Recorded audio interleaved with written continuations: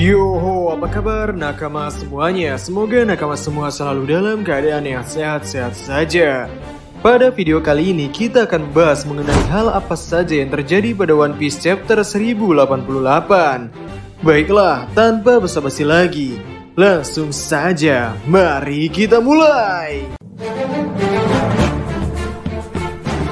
Chapter 1088 kali ini berjudul Pelajaran Terakhir. Di awal chapter menunjukkan flashback ketika Garp memberikan suatu pengajaran kepada anggota baru Angkatan Laut.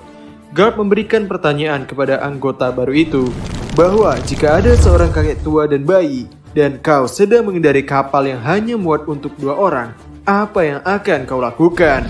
Di sana, Koby yang masih culun menjawabnya, aku akan turun dari rakit agar kakek dan bayi itu bisa selamat. Mendengar jawaban ini, Garp langsung melempar Koby dengan kapur papan tulis dan mengatakan bahwa jawaban Koby salah. Di sini, Garp memberi pengajaran bahwa lebih baik meninggalkan si kakek tua karena ia tidak akan hidup lama. Sebaliknya, sang bayi dan anggota baru dan muda seperti kalian harus diselamatkan. Karena hal yang akan diselamatkan Angkatan Laut adalah masa depan manusia. Garp mengajarkan hal ini meski rekan Angkatan Lautnya selalu mengkritik ajarannya. Lalu kejadian berpindah saat beberapa minggu yang lalu di Pulau Amazon Lily. Di sana terlihat banyak sekali anggota Angkatan Laut yang telah terikat dan akan dibawa ke Pulau Bajak Laut Hachinosu. Para Angkatan Laut ini tidak bisa melakukan perlawanan terhadap Bajak Laut Kurohige karena mereka tidak mendapatkan izin dari petinggi mereka untuk melawan Bajak Laut Yonko. Namun di sana, Koby muncul di hadapan Kurohige dan bernegosiasi agar melepaskan 800 anggota Angkatan Laut yang akan dibawa. Dan Koby menawarkan diri untuk dibawa sebagai gantinya. Di sini juga terlihat bahwa pihak Angkatan Laut membiarkan Koby untuk dibawa karena Koby adalah anggota dari SWORD.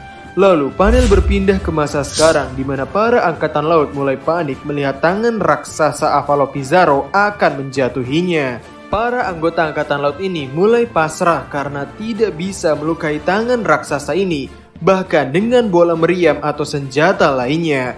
Bahkan Tashigi mulai memerintahkan untuk berkumpul ke dek dan bersiap melompat ke laut.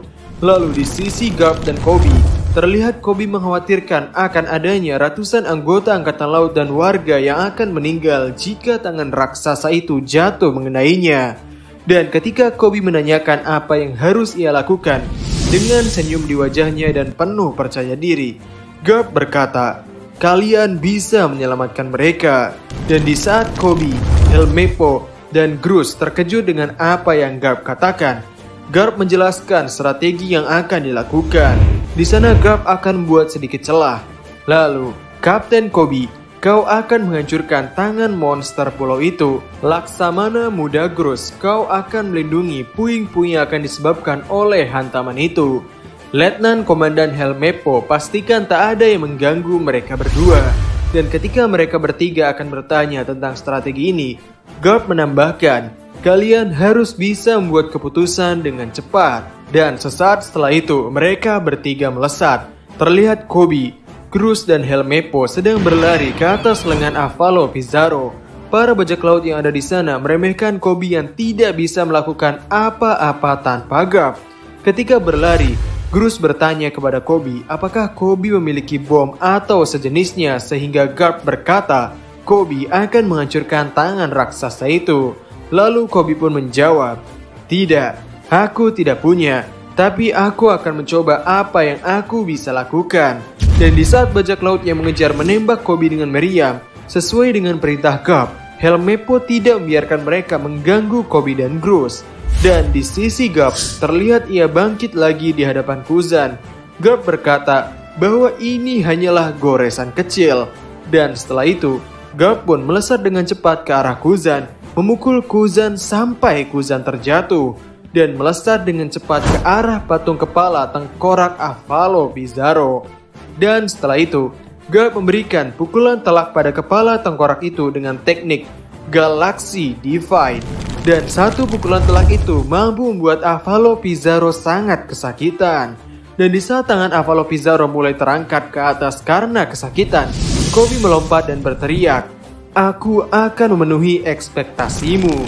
Dan pada saat Garp masih berada di udara, Garp teringat pembicaraannya dengan Helmeppo, di mana ketika Garp menanyakan tentang bahu dan tangan Kobe yang selalu dalam kondisi terluka, Helmeppo menceritakan hal yang Kobe minta untuk tidak diceritakan kepada Garp, di mana karena Kobe merasa bahwa ia hanyalah manusia biasa dan tak memiliki bakat bertarung, maka Kobe memutuskan untuk berlatih tidak hanya 10 kali lipat saja, tapi Kobe merasa harus berlatih 100-200 kali lipat dari orang lain. Kobe melakukan latihan itu setiap malam. Bahkan Kobe melakukan latihan pukulan battleship bag. Dan karena dari itulah tangan dan bahunya terus-menerus dalam keadaan terluka. Garp yang melihat pemandangan itu hanya menunjukkan senyumnya dan berkata, "Kia, haha, itu seperti tangan melawan semut." Dan ketika semua orang yang ada di kapal memperhatikan Kobe, dan sebelum Kobe melancarkan aksinya, Kobe berkata, "Kalau aku tidak bisa menghancurkan ini, semua akan mati. Karena diriku, semua akan mati." Dan dengan teknik pukulan Honesty Impact, Kobe melancarkan pukulan yang sangat dahsyat bahkan sampai membelah tangan raksasa Avalo Pizarro itu. Di sana juga terlihat suatu kilatan hitam. Entah itu hanyalah efek shockwave dari pukulan ini atau memang ini adalah pukulan berlapis haki raja. Sontak pemandangan dahsyat itu membuat para bajak laut dan bahkan pihak angkatan laut sendiri pun terkejut.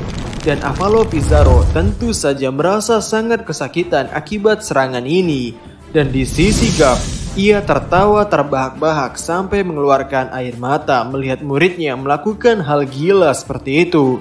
Dan di sisi Grus, sambil ia mempertanyakan sejak kapan Kobe memiliki kekuatan seperti ini. Dengan menggunakan teknik clay nest, ia menahan puing-puing tangan Avalo Pizarro yang jatuh. Dan Kobe yang terjatuh setelah memukul, ia ditangkap oleh Helmeppo dan dibawa ke tempat aman. Dan setelah keadaan di kapal telah baik-baik saja, Garp menghubungi Tashigi. Garp berkata, "Ini Garp. Misi penyelamatan Kapten Kobe telah berhasil dilakukan. Kalian semua yang ada di kapal, pergilah dari Hachinosu sekarang. Aku akan melakukan sesuatu dengan diriku sendiri. Yang terpenting adalah sekarang kalian semua selamat. Peristiwa ini suatu saat akan diingat sebagai ancaman bagi semua bajak laut. Sekarang majulah, kalian semua adalah masa depan Angkatan Laut." Semua anggota Angkatan Laut berekspresi tidak percaya dan sedih. Dan di akhir panel, ketika Garp mengatakan ini, terlihat Garp tengah dikelilingi oleh anggota bajak laut Kurohige. Dan sebagian tubuh Garp telah membeku dan tertusuk dengan es. Es runcing milik Aokiji. Namun meski dalam kondisi seperti itu, ekspresi Garp masih saja tertawa. Dan panel selanjutnya menjelaskan tentang isi koran esok hari yang akan diberitakan ke seluruh dunia, yaitu kembalinya sang pahlawan muda, Kapten Kobe. Nasib tak diketahui pahlawan legenda Wakil Admiral Garp di Hachinosu. Dan insiden penyerangan di pulau masa depan Egghead oleh Yonko Luffy si topi jerami. Dan terlihat pada panel terakhir bahwa para angkatan laut telah berada di depan pulau Egghead. Dan minggu depan libur. Hoho, sungguh gila chapter kali ini. Pada chapter ini rasanya tokoh utama manga ini berganti pada Kobe. Kita telah melihat perkembangan yang sangat amat pesat dari sosok Kobe ini. Dari bocil menjadi pahlawan muda. Dan di chapter ini juga kita seperti melihat deja vu kejadian Shirohige di perang besar Marineford, di mana Garp mengorbankan dirinya demi membiarkan para generasi selanjutnya bisa selamat. Dan juga kita di sini bisa melihat bahwa sifat tua ini bukan hanya omong kosong belaka jika memberi pelajaran, namun ia telah mempraktekkannya sendiri dengan membiarkan dirinya yang telah tua ini tertinggal demi keselamatan generasi selanjutnya. Jadi mungkin sekian dulu video untuk kali ini. Bagaimana menurut nakama semuanya? Silahkan tulis pendapat atau koreksi nakama semua di kolom komentar di bawah. Jadi, kami Diskusope dan terima kasih banyak.